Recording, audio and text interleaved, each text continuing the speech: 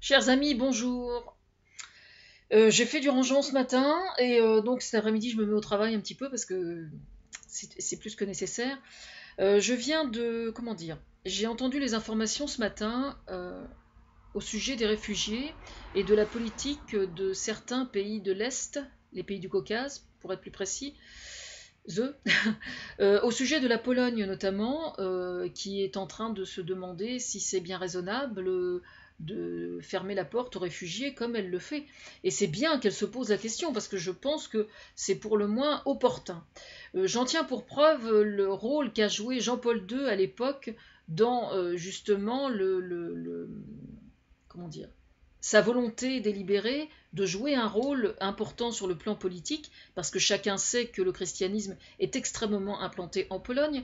Et donc ce matin, il y avait un évêque de Pologne qui disait carrément que d'accepter les réfugiés, c'était carrément la perte de tous, parce que ce sont des musulmans, et donc c'est le diable en personne. Chose à laquelle le journaliste donc lui a dit mais enfin vous connaissez la position du pape François sur le sujet, et il a rétorqué sans aucun problème que le pape François n'était pas à l'abri de dire des bêtises. Enfin, il n'a pas dit ça comme ça, mais c'était ce que ça voulait dire. Alors effectivement, on peut se demander si certains évêques sont bien à leur place, par contre. Ça, on peut se le demander, vraiment. Moi, je vais à la messe ces temps-ci, là, parce que ça me fait du bien. C'est vrai qu'on a un prêtre particulièrement efficace aussi dans sa mission.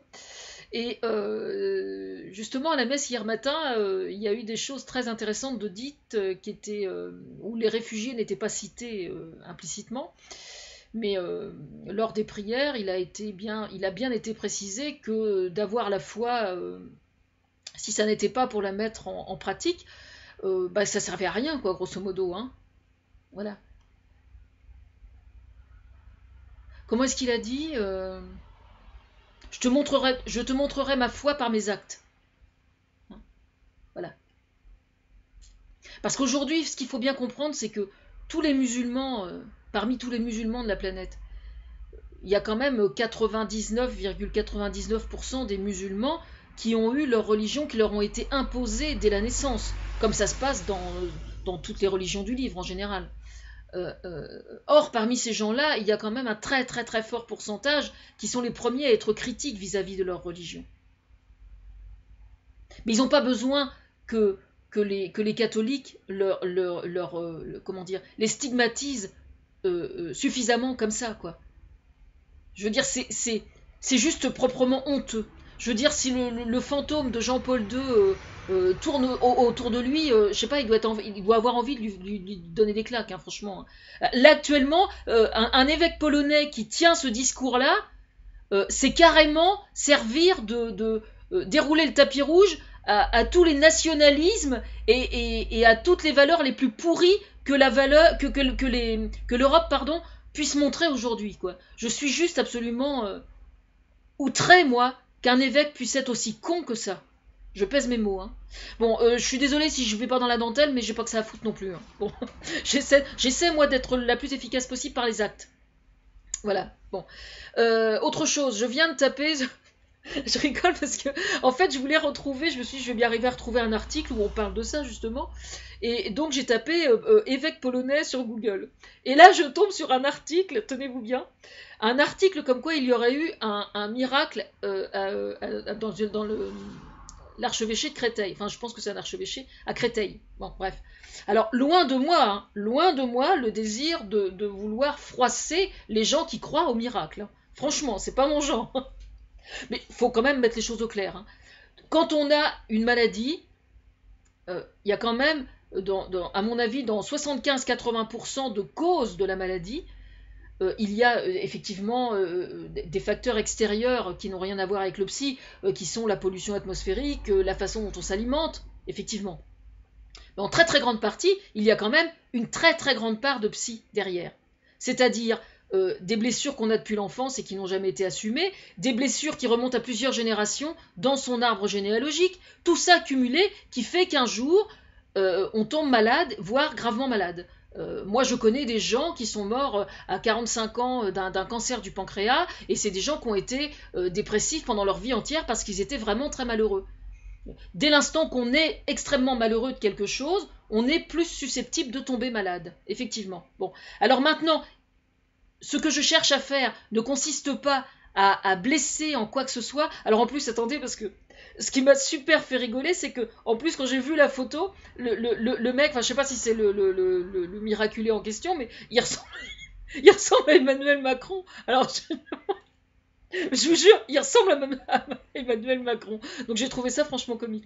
Alors ce qui se passe en fait, c'est que ce qu'on appelle un miracle, c'est la raison pour laquelle la religion catholique de toute façon est toujours extrêmement prudente pour prétendre que telle guérison est un miracle ou n'en est pas. Pour la simple raison que tous les médecins aujourd'hui qui sont honnêtes, et ça existe, hein, si, je vous assure que ça existe, faut chercher, hein, mais ça existe, absolument tous savent pertinemment, ils ont, enfin, notamment grâce à moi d'ailleurs, depuis plusieurs années, ils sont quand même habitués avec la notion de doute et avec la parfaite conscience du fait de savoir qu'il y a énormément de choses qu'ils ne maîtrisent pas. Justement.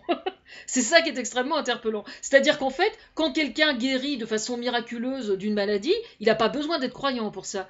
Il arrive très fréquemment que des gens guérissent spontanément d'une maladie sans qu'on en comprenne la moindre raison et la moindre cause. Voilà, bon, c'est comme ça.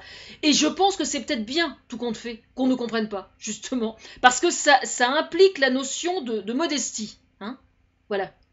Nous sommes... comment on dit, on peut mourir, quoi.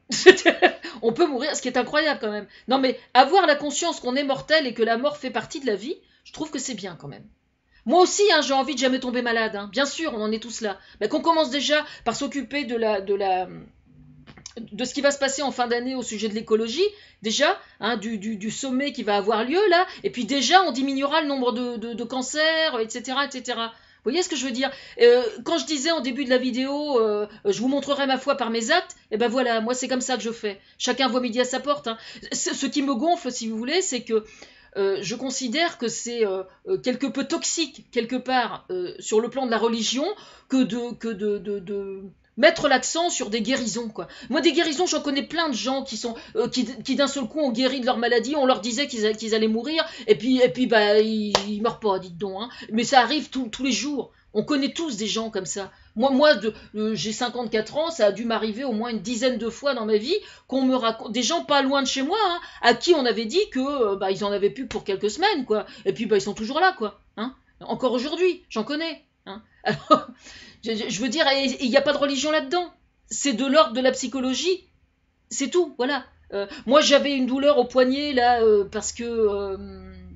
je sais plus comment ça s'appelle. Enfin, c'est un nerf qui se bloque au niveau du poignet. C'est un truc qui arrive quand on prend de la bouteille, quoi. Enfin bref, absolument tout le monde m'affirmait que de toute façon, il fallait que je me fasse opérer, etc. C'est pas grave, hein. C'est pas grave. C'est juste très chiant, quoi. J'avais pas spécialement envie qu'on m'opère du poignet parce que j'ai pas envie qu'on m'ouvre, tout simplement. Et bah dites donc, le fait de manger mieux, bah, ça a disparu. Hein. Ah, il paraît que ça disparaît jamais, hein, ce truc-là. Hein. Ça a disparu. Bon, voilà. Il y a des tas de choses, la façon dont on s'alimente, mais surtout le côté psy, joue énormément, et l'explication du phénomène miraculeux, il est là et il n'est pas ailleurs. Voilà. Bon. Montre-moi tes actes, je vous montrerai ma foi par mes actes. C'est pas moi uniquement qui dis ça, mais je pense que chaque chrétien devrait raisonner comme ça. Et chaque musulman aussi, d'ailleurs. Parce que il n'est pas indispensable d'être chrétien pour être digne de ressentir de l'empathie pour son prochain quand il est dans la merde. Hein, voilà. Alors, la position de la Pologne, je trouve ça proprement hallucinant. Hein. Alors, il faut savoir, en fait, qu'au sujet des réfugiés, ce qui se produit aujourd'hui, c'est que les pays du Caucase ont gardé du bloc soviétique les sales manies qui sont utilisées encore aujourd'hui par Vladimir Poutine. C'est-à-dire qu'ils utilisent les médias pour cirer les pompes aux extrêmes droites, tout simplement. Et en fait, ils sont contre la notion de solidarité et contre la notion d'empathie et d'entraide. Et je trouve ça extrêmement grave. Alors aujourd'hui, quand vous interrogez en Hongrie ou en Pologne, que vous interrogez les gens, ils vous disent ah bah oui mais ils transportent des maladies, ah bah oui voilà, c'est le danger absolu. Attendez, ils sont effectivement le fait d'être malheureux et d'être dans un état de guerre depuis des années, c'est vrai que ils doivent avoir des crampes d'estomac ou des trucs psychosomatiques probablement oui, mais porteurs de maladies, non, je vois pas pourquoi, particulièrement. En fait, il y a vraiment, c'est grave ce que je vous dis là, c'est-à-dire qu'il y a un véritable lavage de cerveau aujourd'hui qui est opéré dans les pays du Caucase par les dirigeants polonais, hongrois et Autriche, je viens d'entendre là. Parce que c'est ça, les médias jouent un sale rôle aujourd'hui et sont en train de cirer les pompes aux extrêmes droites et aux nationalistes. Et c'est extrêmement grave. Parce que le devenir de l'Europe, il est là aujourd'hui. Hein, et ça va pas se passer comme ça. Hein. Oui, je suis en colère, ouais, plutôt, ouais.